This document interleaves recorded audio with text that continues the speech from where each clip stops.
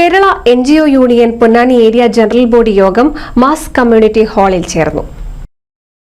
Service മേഖലയിൽ കേന്ദ്ര സർക്കാർ തുടരുന്ന ജനവിരുദ്ധ നയങ്ങൾ മൂലം ജീവനക്കാർ നേരിടുന്ന പ്രശ്നങ്ങളും മറ്റ് സർവീസ് കാര്യങ്ങളും സമഗ്രമായി ചർച്ച ചെയ്ത ജനറൽ ബോഡി യോഗം NGO യൂണിയൻ ജില്ലാ സെക്രട്ടറി സഖാവ് VK രാജേഷ് ഉദ്ഘാടനം ചെയ്തു.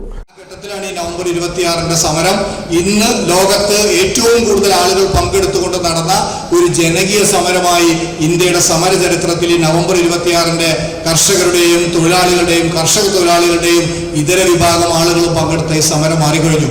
ആ ദിവസമാണ് നമ്മളിവിടെ ഏരിയ ജനറൽ ബോഡി യോഗം ചേരുന്നത്. അതുകൊണ്ട് തന്നെ അതിനെ സിവിൽ സർവീസിലെ ജീവനക്കാർ എന്തിനെ അഭിവാദ്യം ചെയ്യണം എന്ന് ചോദിച്ചു കഴിഞ്ഞാൽ, ഈ സിവിൽ സർവീസിലെ ജീവനക്കാരെല്ലാവരും പണ്ട് 2002 ആന്റണിയോട് പറഞ്ഞതുപോലെ നമ്മളെല്ലാവരും കർഷകരുടെ മക്കളാണ്, കർഷക തൊഴിലാളിയുടെ മക്കളാണ്, തൊഴിലാളികളുടെ മക്കളാണ്. അത് കാഴ്ചപ്പാടിന്റെ മാത്രം അടിസ്ഥാനത്തിലല്ല, ഈ ജനങ്ങൾക്ക് വേണ്ടി, ഈ കർഷകർക്ക് വേണ്ടി, ഈ തൊഴിലാളികൾക്ക് വേണ്ടി, കർഷക തൊഴിലാളികൾക്ക് വേണ്ടിയാണ് കേരളത്തിന്റെ അല്ലെങ്കിൽ ഇന്ത്യയുടെ സിവിൽ സർവീസ് നിലനിൽക്കുന്നതും നിലനിൽക്കേണ്ടതും.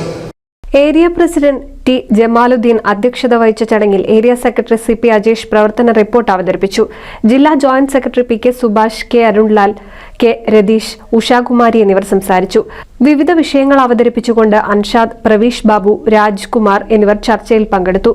ജില്ലാ സെക്രട്ടറി ചർച്ചയ്ക്ക് മറുപടി പറഞ്ഞു. NCV news Ponnani.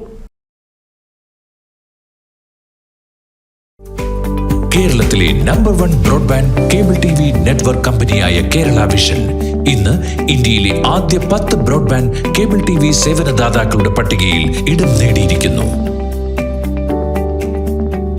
Vision success, ആഘോഷിക്കാം ഈ അഭിമാന നേട്ടം.